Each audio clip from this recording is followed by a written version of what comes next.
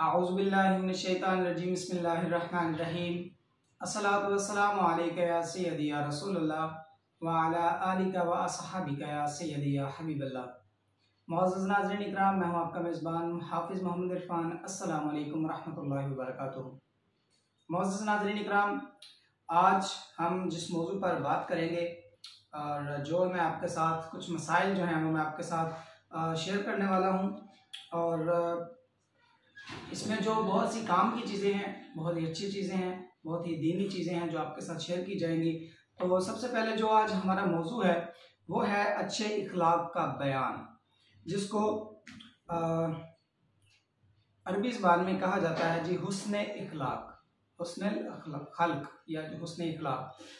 तो हुस्न खल्क के बारे में आज हम बात करेंगे, इसका मफ़हूम, उसके बाद पाक सल्लल्लाहु अलैहि वसल्लम का बयान जो इखलाक था, उसके बाद सहाबा किराम रिज़वानुल्लाह अलैहिम अजमाइन का जो इखलाक था, इसी हवाले से आज हम डिस्कस करेंगे और इसी पर रोशनी डालेंगे और कोशिश करेंगे इसको सही तरीके से समझें और इस पर अमल करें। तो अब मैं आपको बताता चलूँ कि ये जो है ये कौन सी किताब है और कौन से मुफक्किर हैं, आलिम हैं, इमाम हैं जिन्होंने लिखी है।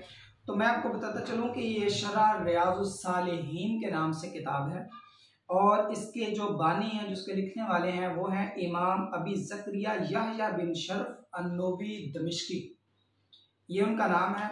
अब इसका जो तर्जमा किया गया है, चूँकि अरबी ज़ुबान में या अरबी ज़ुबान में लिखी गई, हाँ अरबी ज़ुबान में लिखी गई है, तो इसका जो तर्जमा किया गया है वो अब्दुल औला मोहम्मद मुहय्यिद्दीन जहांगीर ने किया है, आपने किया है। और इस किताब का जो आज हम बाब पढ़ने वाले हैं, जो आपकी खिदमत में पेश करने वाला हूँ, वो है बाब नंबर 73, ठीक है, बाब नंबर 73 है, बाब हुस्नुल खल्क, ठीक है, अच्छे इखलाक का बयान। तो मैं आज आपके साथ बड़ी डिटेल के साथ, बड़ी तफसील के साथ बात करूँगा। तो आपसे गुजारिश है कि आप इस वीडियो को आखिर तक ज़रूर देखें और इस वीडियो को देखने के बाद आप चैनल को सब्सक्राइब करें, वीडियो को आगे शेयर करें और चैनल को सब्सक्राइब करने के बाद आप जो उसके साथ घंटी का निशान होता है उसको ज़रूर प्रेस कर दीजिए, ताकि इसी तरह की मज़ीद जो दीनी और इल्मी जो वीडियोस हैं वो आप तक पहुंचती रहें और आप उनसे मुस्तफ़ीद होते रहें। तो नाज़रीन इकराम, बाब हुस्नुल खल्क का जो आज हम मौजू लेके बैठे हैं, हुस्न खलक के मानी और मफहूम क्या है, पहले मैं उसके बारे में बात करता हूँ। हुस्न खलक यानी खुश खलकी या अच्छे अखलाक का सबसे वाज़ेह मतलब ये है कि उस चीज़ की इत्तबा और पैरवी की जाए जिसको खातमुन नबिय्यीन हज़रत मोहम्मद मुस्तफ़ा सल्लल्लाहु ताला अलैहि वसल्लम ने अल्लाह ताला की तरफ से दुनिया वालों के सामने पेश किया। मतलब ऐसे वो तमाम काम, ऐसी वो तमाम बातें जिनको आप सल्लल्लाहु अलैहि वसल्लम ने अल्लाह ताला की तरफ से हुक्म मिलने के बाद आपने उसको अमलन करके दिखाया, वो हुस्न इखलाक कहलाता है। और इसको मज़ीद आगे बढ़ते हैं, यानी शरीयत, आदाब तरीक़त और अहवाल हकीकत और मार्फत, यानी कि जो 4 स्टेजेस हैं। पहली, सबसे पहले शरीयत है, जो कि जिस पे अमल करना हर मुसलमान पर फ़र्ज़ है। और शरीयत को अगर कोई बंदा पसे पस डाल कर कोई काम करता है तो वो दायरा इस्लाम के जो अंदर अहकामात हैं, जो उसके यूँ समझ लीजिए कानून है, उसके खिलाफ है, क्योंकि शरीयत एक इस्लाम का बेहतरीन कानून है जिस पर चलकर हम अपनी ज़िंदगी को यहाँ भी अच्छा कर सकते हैं और आखिरत में भी अच्छा कर सकते हैं। उससे अगला स्टेप जो है वो क्या शुरू होता है, जो वो होता है आदाब तरीक़त। अब शरीयत, जो बंदा शरीयत पे मुकम्मल अबूर हासिल कर लेता है, जिसको अल्लाह पाक शरीयत मुकम्मल अता कर देते हैं या वो सीख जाता है, उसके बाद जो उसका अगला स्टेप होता है वो होता है तरीक़त का। अब तरीक़त और उसके बाद फिर हकीकत। अब तरीक़त के बाद जो हकीकत वाला मामला होता है, उसके ऊपर जो हकीकत होती है ना, किसी भी चीज़ की, किसी भी काम की, किसी भी मामले की, वो उसके ऊपर वाज़ेह हो जाती है। अब जब हकीकत वाज़ेह हो जाती है तो फिर उसको किसी भी किस्म की कोई शुकुक व शुबहात, किसी भी किस्म का वहम व गुमान नहीं होता।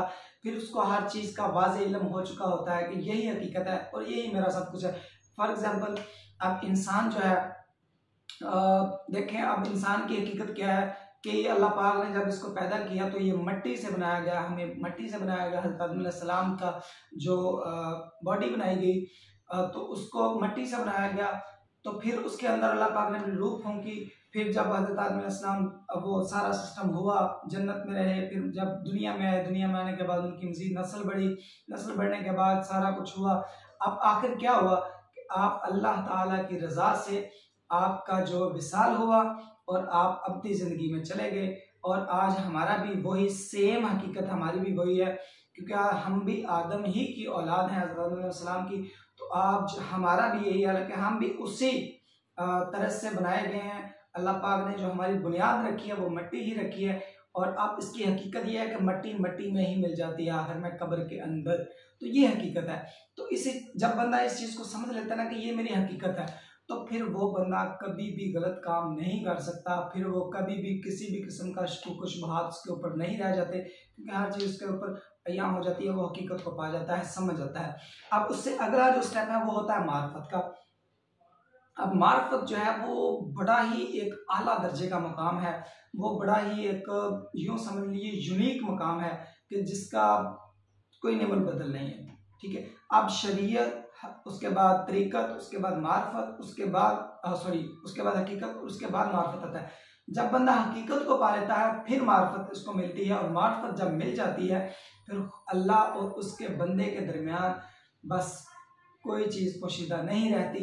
ये अल्लाह पाक सिर्फ उन लोगों को अता करता है मार्फत का मकाम जो अल्लाह पाक को राज़ी करने के लिए सब कुछ कुर्बान कर देते हैं, सब कुछ अल्लाह की राह पे अपना तन मन धन सब कुछ अल्लाह की राह में कुर्बान कर देते हैं, और अल्लाह को राज़ी करने के लिए और अल्लाह के रसूल को राज़ी करने के लिए अपनी कोई कसर नहीं छोड़ते। फिर जब अल्लाह पाक उनसे राज़ी हो जाता है, अल्लाह के हबीब उनसे राज़ी हो जाते हैं, तो फिर उनको मकाम मार्फत जो है वो नसीब हो जाता है, तो उनको ये मिल जाता है। तो नाज़रीन इकराम, अब यहाँ पे हज़रत आयशा रज़ी अल्लाह ताला अन्हा से एक दफ़ा पूछा गया कि अल्लाह पाक ने नबी करीम सल्लल्लाहु अलैहि वसल्लम के बारे में जो फरमाया है कि जो आयत में है कि व इन्नका लअला खुलुक़िन अज़ीम, कुरान पाक की आयत है। इसके बारे में सहाबा ने हज़रत आयशा सिद्दीक़ा रज़ी अल्लाह ताला अन्हा से दरियाफ्त फरमाया किया, तो आपके वो दो इखलाक क्या थे। ठीक है, अब देखिए दो इखलाक जो कुरान पाक की आयत में मौजूद हैं उनके बारे में जब पूछा गया तो दो इखलाक क्या थे जिनको खुल्क़े अज़ीम कहा गया है कुरान पाक में। लाला खुलुक़िन अज़ीम मतलब खुल्क़े अज़ीम कहा गया है। तो हज़रत आयशा सिद्दीक़ा रज़ी अल्लाह ताला अन्हा ने फरमाया कि आपका खलक कुरान करीम है, यानी कुरान मजीद में ही अच्छी खसलतें और आला औसाफ बयान किए गए हैं। तो सुभान अल्लाह, बेशक आप सल्लल्लाहु अलैहि वसल्लम की हयात तैयबा जो है वो पूरी की पूरी खुल्क़े अज़ीम है। हुस्न इखलाक जो है वो आला दर्जे का, अजीम दर्जे का हुस्न इखलाक मौजूद है, तो जिसकी तशरीह जो है वो कुरान पाक में की गई है। तो बेशक बिलाशुबा अब जो जैसे हज़रत आयशा सिद्दीक़ा रज़ी अल्लाह ताला अन्हा ने फरमाया कि आपका खुलक जो है वो कुरान करीम है। तो जब आपका सारा मामला जो है, जो भी अहकामात अल्लाह ताला की तरफ से आते रहे, आप सल्लल्लाहु अलैहि वसल्लम उस पर अमल करते रहे, और आपने अमलन वो करके दिखाया कि आप जब देखें वो सारा कुछ कुरान में आया, तो कुरान ही यानी कि आपका खुलक बन गया, आपका इखलाक बन गया। और अल्लाह पाक ने कुरान के रास्ते ही जब आपको ये सब कुछ अता फरमाया था, तो फिर जाहिर बात है वो खुलक बन गया। तो अल्लाह ताला फरमाते हैं, अल्लाह पाक फरमाते हैं इन्नका लअला खुलुक़िन अज़ीम, इरशाद बारी ताला है बेशक तुम अजीम अखलाक के मालिक हो। मैं पीछे भी थोड़ा सा बयान कर चुका हूँ कि आप सल्लल्लाहु अलैहि वसल्लम का जो अखलाक था वो आला से अफजल और अजीम था। तो यहाँ पे अल्लाह पाक फरमा रहे हैं बेशक तुम अजीम अखलाक के मालिक हो, बेशक आप सल्लल्लाहु अलैहि वसल्लम अजीम हुस्न अखलाक के मालिक हैं। तो अब सल्लल्लाहु अलैहि वसल्लम के अखलाक का करीमाना बयान जो है उसके बारे में कुछ अहादीस हैं, वो मैं आपके साथ शेयर करता हूँ जो सहाबा किराम रिज़वानुल्लाह अलैहिम अजमईन ने आप सल्लल्लाहु अलैहि वसल्लम की ज़ात मुक़द्दसा के बारे में बयान फरमाया। तो हज़रत अब्बास रज़ी अल्लाह ताला अन्हुमा ने फरमाया कि खुल्क़े अज़ीम से मुराद दीन अज़ीम है, कि अल्लाह के नज़दीक उस दीन इस्लाम से ज़्यादा कोई दीन महबूब नहीं है। बेशक अब आज हम देखें, बल्कि आप सल्लल्लाहु अलैहि वसल्लम ने फरमाया कि तुम पर जो दीन है ये मुकम्मल कर दिया गया अल्लाह ताला की तरफ से, अब तक क़यामत यही दिन रहेगा। और अल्हम्दुलिल्लाह का लाख लाख शुक्र है कि अल्लाह पाक ने हमें दीन इस्लाम जैसी दौलत से नवाजा है और दीन इस्लाम जैसी जो नेमत है वो हमें मुयस्सर हुई और अल्लाह पाक ने हमें मुसलमान पैदा किया। अब तक क़यामत इससे अजीम जो है वो दीन कोई नहीं है और ना ही कोई आएगा। तो अब जितने भी दीन थे पहले वो सारे इसके बाद ख़त्म, यानी कि अब जो पिछले कानून थे वो ख़त्म हो चुके। अब जो इस्लाम ने कानून नाफिज फरमाए, जो नाफिज किए गए इस्लाम में, शरीयत में, वही कानून है और वही दीन अजीम है। तो हज़रत आयशा सिद्दीक़ा रज़ी अल्लाह तआला अन्हा आपने फरमाया कि आपका खुलक जो खुद कुरान है, यानी कुरान करीम जिनका आला अमाल और अखलाक की तालीम देता है, आप उन सब का अमली नमूना है। बेशक मैंने आपसे पहले भी यही अर्ज़ किया है कि जो कुछ कुरान पाक में अल्लाह ताला ने फरमाया है, आप सल्लल्लाहु अलैहि वसल्लम ने अमलन उस पर अमल करके आपने वो करके दिखाया। और बेशक जो कुरान जो है वो आपके अखलाक का एक अमली नमूना भी है। अब कुरान और आप सल्लल्लाहु अलैहि वसल्लम दोनों एक ही चीज़ समझ लीजिए कि अल्लाह पाक ने आपके अहकामात जो हैं वो आपको कुरान पाक के ज़रिए अता फरमाए और आपने फिर उस पर अमल किया, तो फिर जारी बात है वो एक ही चीज़ होगी। तो ये शान मुस्तफ़ा सल्लल्लाहु अलैहि वसल्लम, अल्लाह पाक ने क्या शान दी है पाक सल्लल्लाहु अलैहि वसल्लम को। हम तो उनके जूतों के खाक के एक ज़र्रे के बराबर भी हमारी हैसियत नहीं है, मगर शुक्र अल्हम्दुलिल्लाह कि अल्लाह पाक ने आप सल्लल्लाहु अलैहि वसल्लम का उम्मती बनाकर इस दुनिया में पैदा किया। तो अगली हदीस हज़रत अली करमल्लाहु वजह, हाँ, आपने फरमाया कि खल्क़ अज़ीम से मुराद अदाबिल कुरान है, यानी वो अदाब जो कुरान ने सिखाए हैं। हासिल सबका तकरीबन एक ही है, जितने भी सहाबा किराम रिज़वानुल्लाह अलैहिम अजमाइन ने बयान फरमाया आप सल्लल्लाहु अलैहि वसल्लम की शान में, सब के सब एक ही हासिल है, एक ही चीज़ है। तो रसूलुल्लाह सल्लल्लाहु अलैहि वसल्लम के बावजूद मसूद में हक़ ताला ने तमाम ही इखलाक फाज़िला बदरजा कमाल जमा फरमा दिए थे। खुद हज़रत सल्लल्लाहु अलैहि वसल्लम ने फरमाया, या वसल्लम की हदीस मुबारक है कि बासतुल आत्मा में मकारम अल अखलाक, यानी मुझे उस काम के लिए भेजा गया है कि मैं आला अखलाक की तकमील करूं। आप सल्लल्लाहु अलैहि वसल्लम ये खुद फरमा रहे हैं कि मुझे इस काम के लिए भेजा गया है कि मैं आला अखलाक की तकमील करूं। तो अब अल्लाह पाक की तरफ से आप सल्लल्लाहु अलैहि वसल्लम को भेजा गया है, तो जाहिर बात है फिर आप सल्लल्लाहु अलैहि वसल्लम का अखलाक जो है वो माशाल्लाह माशाल्लाह अल्हम्दुलिल्लाह सुभान अल्लाह। तो रसूलुल्लाह सल्लल्लाहु अलैहि वसल्लम के अखलाक की बेहतरीन तारीफ हज़रत आयशा रज़ियल्लाहु तआला अन्हा ने अपने इस कौल में फरमाई है कि काना खलकुल कुरान खलक़हुल कुरान, कुरान आपका अखलाक था। इमाम अहमद, इमाम मुस्लिम, अबू दाऊद, निसाई, इब्न माजा, दारमी और इब्न जुरैर ने थोड़े से लफ्ज़ी इख्तिलाफ़ात के साथ इनका ये कौल मुतअद्दिद सनदों से नकल किया है, मतलब सब ने ही नकल किया है और सबकी ये मुत्तफ़िक़ा हदीस है। जो आपका कौल था वो मुत्तफ़िक़ा है, लेकिन थोड़ी सी आपने हर किसी ने तशरीह जो है वो अलग-अलग से की है।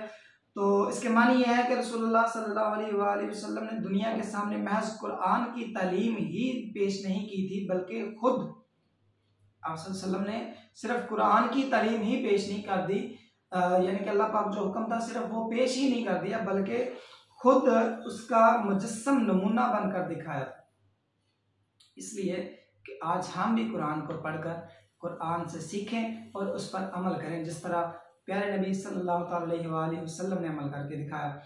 सुभान अल्लाह, जिस चीज़ का कुरान में हुक्म दिया गया आपने खुद सबसे बढ़कर उस पर अमल किया, जिस चीज़ से उसमें रोका गया आपने खुद को सबसे ज़्यादा उससे दूर रखा, इस्नाब फरमाया। जिन अखलाकी सिफ़ात को आप में इसमें फजीलत करार दिया गया, जो अखलाकी सिफ़ात जिसमें फजीलत जिनके बारे में करार दिया गया, सबसे बढ़कर आपकी ज़ात उनसे मुतसफ़ थी, मतलब आपने सबसे ज़्यादा वो भी काम किए। तो इन और जिन सिफ़ात को इसमें नापसंद ठहराया गया सबसे ज़्यादा आप उनसे पाक थे, मतलब कि जिन चीज़ों से रोका गया था, जिन जो अहकामात किसी बारे में ममनू थे, आप सल्लल्लाहु अलैहि वसल्लम ने सबसे ज़्यादा उन चीज़ों से बचे। आप सल्लल्लाहु अलैहि वसल्लम और आपकी ज़ात मुक़द्दसा उन चीज़ों से पाक थी जिन चीज़ों से रोका गया था। तो एक और रवायत में हज़रत आयशा सिद्दीक़ा रज़ियल्लाहु तआला अन्हा फरमाती हैं कि रसूलुल्लाह सल्लल्लाहु अलैहि वसल्लम ने भी किसी खादिम को नहीं मारा, किसी भी खादिम को नहीं मारा। सुभान अल्लाह, कभी किसी औरत पर हाथ नहीं उठाया। अब देखें, आप सल्लल्लाहु अलैहि वसल्लम की 11 ज़ौजा थी, तो अब आपने किसी भी खदीजातुल कुबरा रज़ियल्लाहु तआला अन्हा से लेकर आप सल्लल्लाहु अलैहि वसल्लम की जितनी भी थी ज़वजा अज़वाज मुतहहरात, आपने किसी पर भी अपना हाथ नहीं उठाया। इसके अलावा भी आपकी जो लोनियाँ, जो आपकी थी नौकरानियाँ, आपने उन पर भी कभी हाथ नहीं उठाया। तो जो आपको पहुँचाई हाँ, जिहाद की सबिलिल्लाह, अल्लाह के सिवा कभी आपने अपने हाथ से किसी को नहीं मारा। मतलब ये कि आप सल्लल्लाहु अलैहि वसल्लम ने जिहाद के दौरान, अब देखें जिहाद के दौरान तो जिहाद करना तो लाजम हो जाता है, उसके ऊपर उसमें तो जो लड़ाई है वो तो करनी करनी है, उसमें तो कुफर को मारना ही मारना है, कुफार को। तो उसके अलावा जिहाद के जो मामला था, उसके अलावा आप सल्लल्लाहु अलैहि वसल्लम ने कभी भी किसी भी इंसान को या जानवर को आपने कभी भी कोई अजियत किसी भी किस्म की नहीं दी, और ना ही आपने कभी हाथ से किसी को मारा। तो सुभान अल्लाह, क्या आप सल्लल्लाहु अलैहि वसल्लम का इखलाक है। और अच्छा, अपनी ज़ात के लिए कभी किसी ऐसी तकलीफ का इंतकाम नहीं लिया जो आपको पहुंचाई गई हो। अब देखें इसमें एक और बात है कि देखिए ताइफ में जब नबी पाक सल्लल्लाहु अलैहि वसल्लम तशरीफ ले गए, तब ताइफ वालों ने क्या किया था कि आपके ऊपर पत्थर बरसाए, अस्तगफिरुल्लाह, नाउजुबिल्लाह। और 22 लड़कों को आप सल्लल्लाहु अलैहि वसल्लम के पीछे लगा दिया गया, और उन्होंने आपको पत्थरों से इतना शदीद जख्मी कर दिया कि आप सल्लल्लाहु अलैहि वसल्लम का मुबारक जिस्म जख्मी हो गया, और आपके जिस्म मुबारक से मुबारक खून बह बह कर आप सल्लल्लाहु अलैहि वसल्लम के जो जूते मुबारक थे वो उससे भर गए, तर हो गए।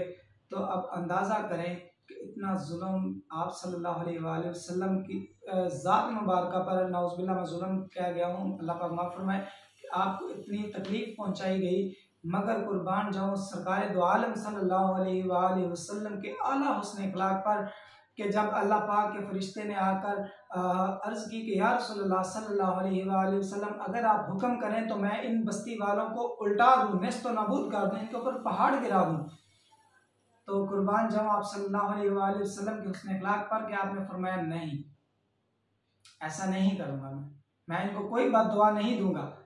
हो सकता है अब ये नहीं तो इनकी आने वाली जो नस्ल है वो मुझ पर ईमान ले आए और वो मेरी बात मान जाए। सुबहान अल्लाह, क्या आप सल्लल्लाहु अलैहि वसल्लम का इखलाक था। और आज हम भी अपने ऊपर नजर दुरा कर देखने का आज हमारा इखलाक कैसा है। तो आगे बढ़ते हैं। तो आपने देखिए, आपने अपना ये जो मैंने आपसे बात की कि आपने अपनी ज़ात की किसी भी किस्म की जो पहुंचाई गई तकलीफ का भी कभी आपने वो नहीं किया, उसका बदला नहीं लिया। तो अब अल्लाह की हुर्मतों को, अच्छा हाँ सॉरी, और आपने अल्लाह ताला की खातिर उसका बदला लिया हो।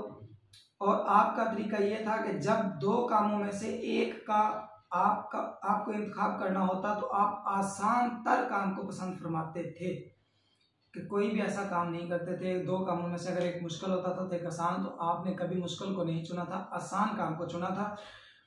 अच्छा, अगर कोई काम अगर कोई काम गुनाह होता, हाँ, तो आप सबसे ज्यादा उससे दूर रहते थे।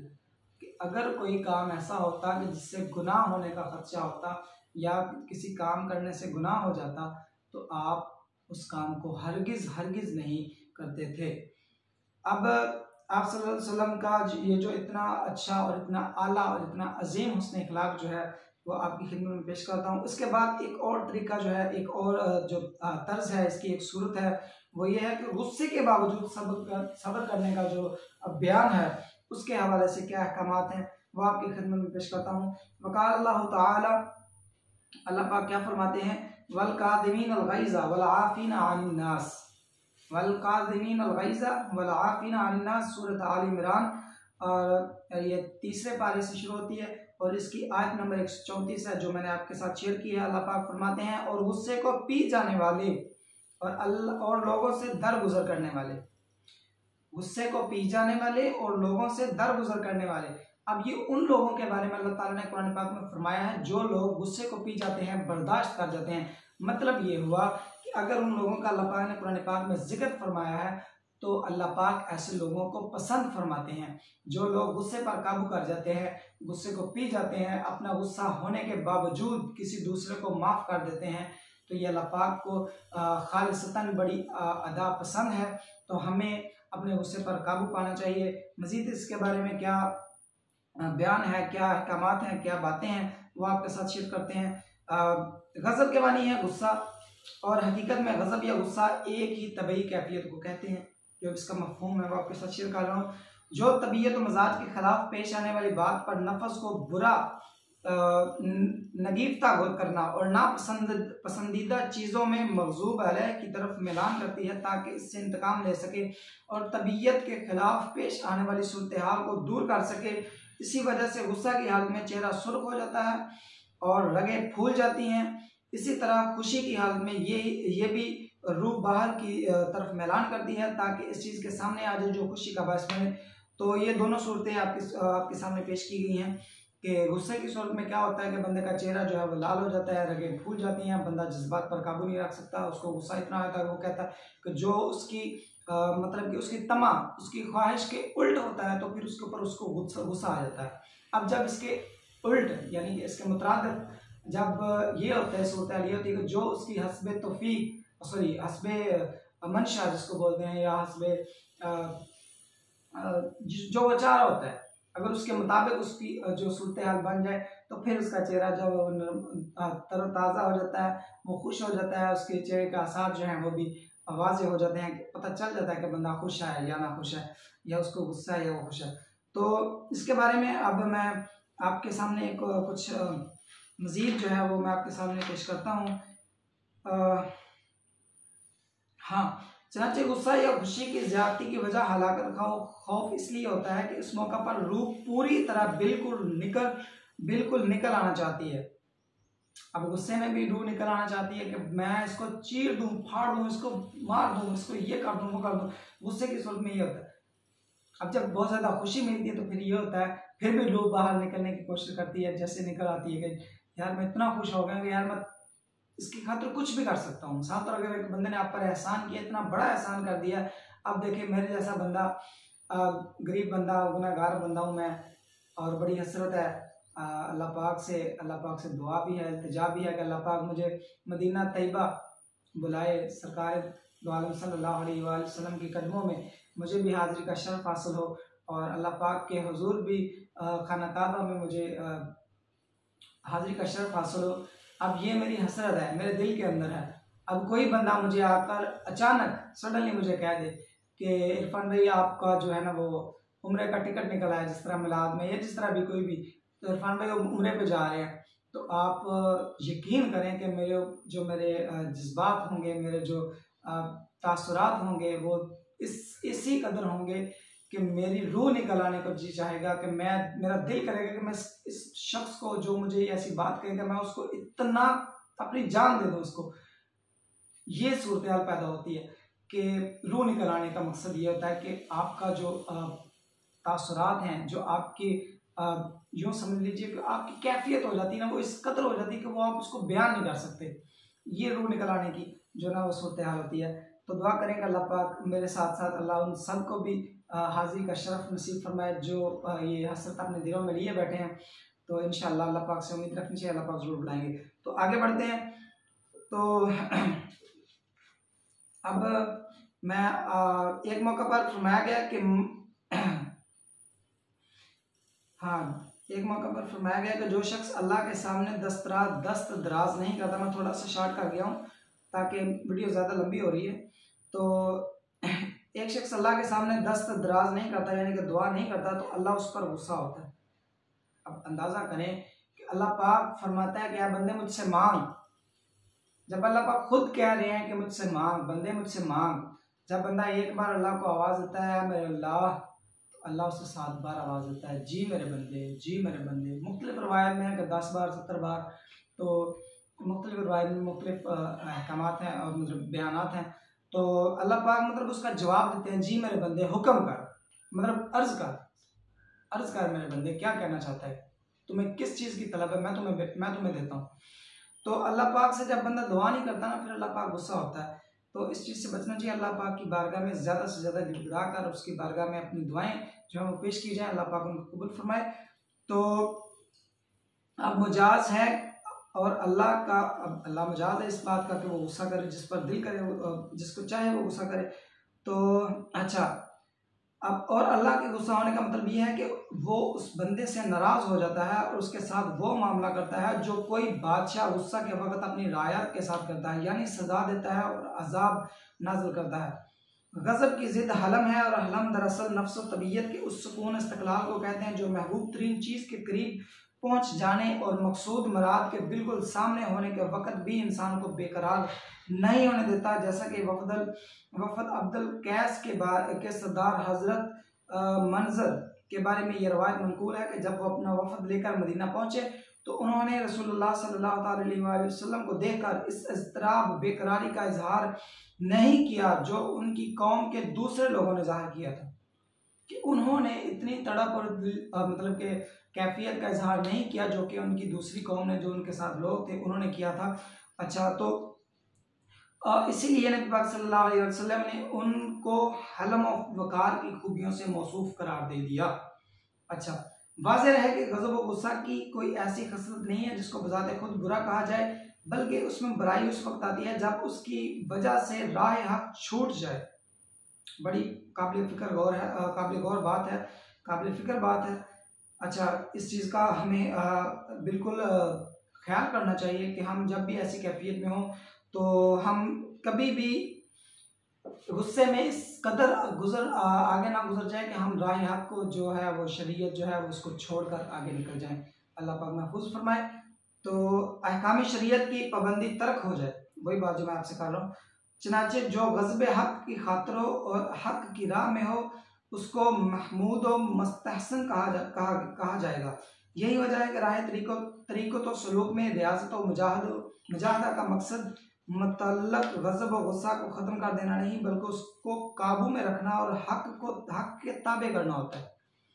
मतलब ये है कि अपना गुस्सा बिल्कुल ख़त्म कर देना ये नहीं होता, बल्कि ये हुक्म है कि अपने गुस्से पर काबू पा लिया जाए। अपने गुस्से पर काबू पा लिया जाए उस मकाम पर जब आप किसी मुसलमान के साथ आपका ऐसा मामला बन जाए, अपने किसी अजीज़ के साथ, रिश्तेदार के साथ ऐसा मामला बन जाए, अपने बहन भाइयों के साथ ऐसा मामला बन जाए, या कोई ऐसी सूरत हाल पैदा हो जाए कि जहाँ शरीयत को मतलब कि शरीयत का हम जो है ना वो इर्तिकाब करेंगे गुस्से में, या शरीयत को तोड़कर आगे निकल जाने का ख़तरा हो, तो वहाँ पे हमें अपने गुस्से को कंट्रोल करना चाहिए, काबू में रखना चाहिए। और हाँ, ख़त्म नहीं करना चाहिए गुस्से को। किस लिए? इसलिए कि जब इस्लाम की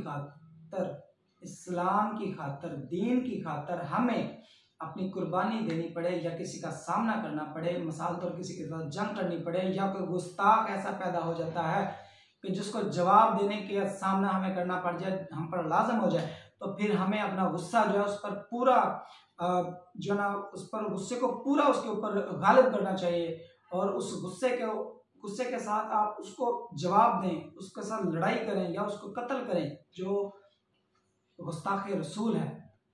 क्योंकि आप सल्लल्लाहु अलैहि वसल्लम का जो हुक्म है कि जो नबी के बारे में, नबी की शान में गुस्ताखी करता है वो वाजिबुल कत्ल है। मन सब्बा नबिय्यन फक़्तुलूहु। ये ऐसे ही नहीं है, ये इसकी वजह यह है। और गुस्से को ख़त्म ना करने का मकसद भी यही है कि आप देखें, अब ये जो हुक्म आया था ये तब आया था कि जब सहाबा-ए-किराम रिज़वानुल्लाह अलैहिम अजमईन जंगों में भी जाते थे। अब ज़ाहिर बात है आप सल्लल्लाहु अलैहि वसल्लम के ऊपर ही अल्लाह पाक ने फरमाया ना कि गुस्से को पी जाने वाले, ये कुरान पाक सल्लल्लाहु अलैहि वसल्लम की हयात में ही आप पर आया ना बेशक। तो आप सल्लल्लाहु अलैहि वसल्लम के दौर में जब सहाबा-ए-किराम रिज़वानुल्लाह अलैहिम अजमईन जाते थे उधर जंगों में, तो फिर अगर गुस्से को वो ख़त्म ही कर देते तो जंगों में उनको गुस्सा कैसे आता मुशरिकीन पर या कुफ़ार पर। तो इसलिए ये सारी चीज़ें हैं। तो अब मैं आपके साथ एक और बात शेयर करता हूँ, इसको इधर ही क्लोज करते हैं। तो लिहाजा अपने गुस्से को पी जाया करें, अब गुस्से पर काबू करना सीखें। और एक और वाज़ेह एक मिसाल नहीं, एक अमल है, वो कर लिया करें कि अगर आप गुस्सा आ जाए तो आप औज़ु बिल्लाहि मिनश शैतानिर रजीम ये पढ़ लिया करें, तो आपका गुस्सा जो है वो आपके कंट्रोल में आ जाएगा।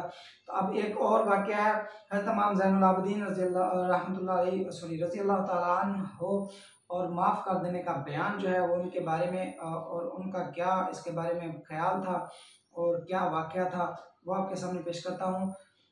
इमाम बहकी ने इस आयत की तफसीर में हज़रत सैयदना इमाम ज़ैनुल आबिदीन अली बिन हुसैन रज़ी अल्लाहु अन्हुमा का एक अजीब वाक़या नकल फरमाया है कि आपकी एक कनीज़ आपको वज़ू करवा रही थी। हज़रत इमाम ज़ैनुल आबिदीन रज़ी अल्लाह ताला अन्हु, उनकी एक कनीज़ आपको वज़ू करवा रही थी कि अचानक पानी का जो बर्तन था उसके हाथ से छूटकर हज़रत अली इब्न हुसैन रज़ी अल्लाहु अन्हुमा के ऊपर गिरा। तमाम कपड़े भीग गए। गुस्सा आना तबई अमर था, मतलब गुस्सा आना था इसमें ये इंसान की तबीयत के अंदर है।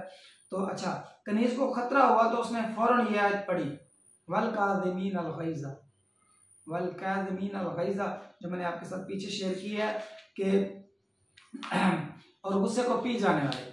मतलब कि उस कनीज़ ने आपको ये आयत पढ़कर याद करवाया कि वल काज़िमीन अल गैज़ा, के गुस्से को पी जाने वाले अल्लाह पाक उनके बारे में क्या अच्छा फरमाता है। तो ये सुनते ही ख़ानदान नबूवत के उस बुजुर्ग का सारा गुस्सा ठंडा हो गया। सुबहान अल्लाह, सुबहान अल्लाह। अब नबी पाक सल्लल्लाहु अलैहि वसल्लम की आल मुबारक में से हैं आप, तो आप देखें इसलिए कहा गया ना कि ख़ानदान नबूवत के उस बुजुर्ग का सारा गुस्सा ठंडा हो गया, बिल्कुल खामोश हो गए। उसके बाद कनीज़ ने आयत का दूसरा जुमला वल आफ़ीना अनिन नास वो पढ़कर सुनाया, और लोगों से दरगुजर करने वाले, क्योंकि वो आप दरगुजर फरमा चुके थे, तो इसलिए कनीज़ ने जो है वो अगला जो जुमला था वो भी पढ़कर सुनाया। वला आफ़ीना अनिन नास पढ़ दिया तो फरमाया कि मैंने तुझे दिल से भी माफ़ फरमा दिया। उसका मतलब ये था कि यार कितनी प्यारी बात है, कितना प्यारा वाक्य है यार, माशाल्लाह, सुबहान अल्लाह। और लोगों से दरगुजर करने वाले, जो कुरान पाक में फरमाया गया है ना कि लोगों से दरगुजर करने, अब आयत पूरी कंप्लीट हो चुकी है कि और गुस्से को पी जाने वाले, लोगों को दरगुजर करने वाले। पहले जब उसने वल काज़िमीना अल गैज़ कहा तो आपका गुस्सा जो है वो कंट्रोल में आ गया, आप गुस्से को पी गए। जब उसने दूसरी जुमला पढ़ा वल आफ़ीना अनिन नास पढ़ा तो आपने क्या फरमाया, आपने फरमाया कि जा मैंने तुझे दिल से भी माफ़ कर दिया। कनीज़ भी होशियार थी, उसके बाद उसने तीसरा जुमला भी सुना दिया, वल्लाहु युहिब्बुल मुहसिनीन। ये उसका तीसरा जुमला है, मुकम्मल होती है, जिसमें एहसान और हुस्न अखलाक, उसमें सलूक की हिदायत है। तो हज़रत अली बिन हुसैन ने ये सुनकर फरमाया कि जा मैंने तुझे आज़ाद कर दिया। सुबहान अल्लाह, सुबहान अल्लाह। देखें कि आयत पर उन लोगों ने, हमारे जो इस्लाफ हैं, उन्होंने किस कदर अमल करके दिखाया कि गुस्सा आया, मामला क्या था, गुस्सा आया उसको। आज हमारी जो कैफियत होती है उस, यार बिल्कुल उल्टा। अल्लाह पाक हमें हिदायत बख्शे। तो ये देखें कितनी प्यारी, कितना प्यारा वाक़या, मुझे बहुत अच्छा लग रहा है। और अल्लाह पाक से दुआ है कि अल्लाह पाक हमें अमल करने की तौफीक अता फरमाए कि एक कनीज़ ने आयत पढ़ी और आपने उसके ऊपर जैसे जैसे उसके बयान थे, उन्होंने वैसे वैसे उसके ऊपर अमल किया और उसको आज़ाद कर दिया। सुबहान अल्लाह, सुबहान अल्लाह, माशाल्लाह। तो अब हज़रत उमर फ़ारूक रज़ी अल्लाह ताला अन्हु और उनके अच्छे अखलाक के बारे में एक वाक़या बयान करूँगा और आपसे इजाज़त चाहूँगा। आखिरी बयान है, आखिरी वाक़या है। हज़रत शेख मसलहुद्दीन सैयद शरफुद्दीन सादी रहमतुल्लाह अलैह अपनी किताब बुस्तान सादी में फरमाते हैं कि रवायत है कि एक फ़कीर मदीना मुनव्वरा की एक मुबारक गली में बैठा था। सुभान अल्लाह। इत्तफ़ाक़न अमीरुल मोमिनीन हज़रत सैयदना उमर फ़ारूक रज़ी अल्लाह ताला अन्हु उस तरफ गुजरे और बेतवज्जी में फ़कीर के पाँव पर पाँव पड़ गया। उस फ़कीर के, आप क्यों, आप अपने ध्यान में जा रहे थे, क्यों तवज्जो नहीं की, और उसके ऊपर पाँव के ऊपर आपका पाँव आ गया। तो फ़कीर नाराज़ होकर चला गया, चिल्लाया, फ़कीर नाराज़ होकर चिल्लाया, ऐ शख्स क्या तू अंधा है?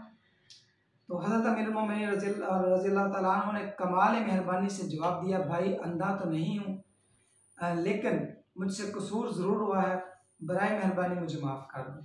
अब देखें मुसलमानों के अमीर, खलीफा, वक़्त के हुक्मरान, तो क्या कह रहे हैं कि भाई मैं अंधा तो नहीं हूँ, लेकिन मुझसे कसूर हो गया है, मेरी गलती है, लिहाजा मुझे माफ़ कर दो। सुबहान अल्लाह, आपके हुस्न अखलाक पर कुर्बान जाऊँ। ये हकायत बयान करते हुए शेख सादी रहमतुल्लाह अलैह फरमाते हैं, सुबहान अल्लाह, बुजुर्गों का अखलाक किस कदर पकीज़ा था। मुकाबल कोई कमज़ोर होता था तो उसके उनके लहजे में नरमी आ जाती थी। सच है कि हर बुलंद मर्तबा शख्स मनकसर मिजाज और दूसरों की दिलजोई करने वाला होता है। इसकी मिसाल तो उस दरख्त की सी होती है जिस पर जितने ज़्यादा फल आते हैं उसकी शाखें उसी कदर झुक जाती हैं। कितनी प्यारी मिसाल है कि जिस पर जितने ज़्यादा फल आते हैं उसकी शाखें उसी कदर आज जो इंकसारी से झुक जाती हैं ताकि दूसरे लोग उससे फ़ायदा उठा सकें। मतलब ये नहीं है कि वो अकड़ जाए कि मेरे ऊपर, मेरी इस टहनी पर, कि मुझ पर बड़े फल हैं तो लिहाजा मैं तो सबसे निराली हूँ। नहीं, ऐसा नहीं होता। ये बड़ी प्यारी मिसाल है कि जिसको ज़्यादा, वो एक पंजाबी में कहावत है ना कि नीवे में हमेशा फल लगता है, ठीक है ना। तो यही चीज़ है, वही चीज़ सेम तकरीबन बयान की गई है कि जिस टहनी को जितना फल होता है वो उतनी ही झुकी हुई होती है। तो लिहाजा आरजी और इंकसारी जो है वो अपने अंदर पैदा करें। अल्लाह पाक को ये बहुत ज़्यादा महबूब है।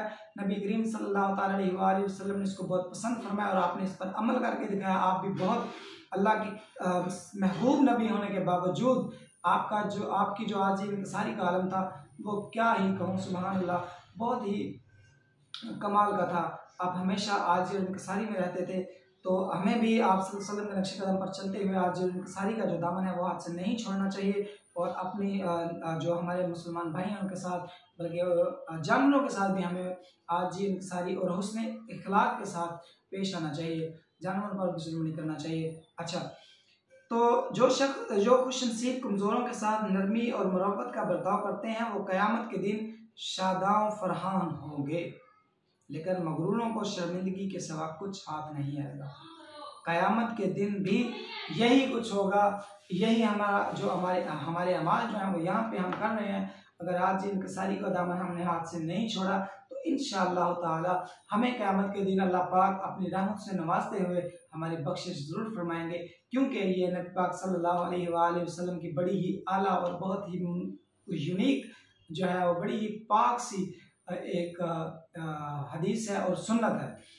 तो जो आप ने फरमाया ना कि जो मेरी सुन्नत को जिंदा करता है तो अल्लाह उसका बहुत सारा अजर सवाब अता करता है। अब देखिए, दाढ़ी है, दाढ़ी रखना ये सुन्नत समझ कर कोई रख ले तो उसकी जो सुन्नत समझ कर रख ले तो वो वसल्लम की एक सुन्नत जिंदा कर देता है। अब कोई बंदा मिसवाक करे सुन्नत समझ कर तो वो भी एक सुन्नत जिंदा कर रहा है। अब कोई आंखों में सुरमा डाल ले तो वो भी एक सुन्नत जो है वो पूरी कर रहा है, सुन्नत जिंदा कर रहा है। अब कंघी कर रहा है कोई तो वो भी सुन्नत जिंदा कर रहा है। अब कोई कपड़े अच्छे साफ सुथरे पहन रहा है, सफ़ेद लिबास पहन रहा है तो वो सुन्नत जिंदा कर रहा है। कोई खुशबू लगा रहा है तो सुन्नत जिंदा कर रहा है। किसी तरह आला हुस्न अखलाक के साथ नरमी से पेश आ रहा है तो सुन्नत जिंदा कर रहा है। अब ये सारे मामला जो हैं, ये सारी चीज़ें जो हैं, ये सारी की सारी हमारी रोज़मर्रा ज़िंदगी का हिस्सा हैं। लेकिन बात सिर्फ ये है ना कि वो है ना हदीस इन्नमल अमालु बिन्निय्या, कि अमाल का दारोमदार नीयतों पर है। अगर हम नीयत अच्छी कर लेंगे, ये सुन्नत है मेरे नबी सल्लल्लाहु अलैहि वसल्लम की, तो अगर हम सुन्नत समझ कर करेंगे तो फिर हमें अजर भी जो है वो बड़ा ही आला मिलेगा। और अल्लाह पाक हमें इन्हीं सुन्नतों के सदके इंशाअल्लाह हमें ज़रूर बख्श देंगे। नबी पाक सल्लल्लाहु अलैहि वसल्लम की इन सुन्नतों का सदका, आप वसल्लम की शफाअत का सदका। तो आज का जो बयान था वो इधर ही ख़त्म करते हैं, मुकम्मल करते हैं इंशाअल्लाह। इसके बाद एक और किसी बयान में आपसे मुलाकात होगी। तब तक के लिए अपना ख्याल रखिएगा। अल्लाह पाक हमें तमाम तर सुन्नतों पे आप वसल्लम के जिस तरह आपने हुस्न अखलाक का मुज़ाहरा फरमाया, अमलन मुज़ाहरा फरमाया, हमें भी हुस्न अखलाक में अच्छे हुस्न अखलाक जो हैं वो उस पर अमल करने की तौफीक अता फरमाए और हमारी तमाम तर गलतियों, कोताहियों, गुनाहों को अल्लाह पाक माफ़ फरमाए। आमीन सुम आमीन। अल्लाह हाफिज़।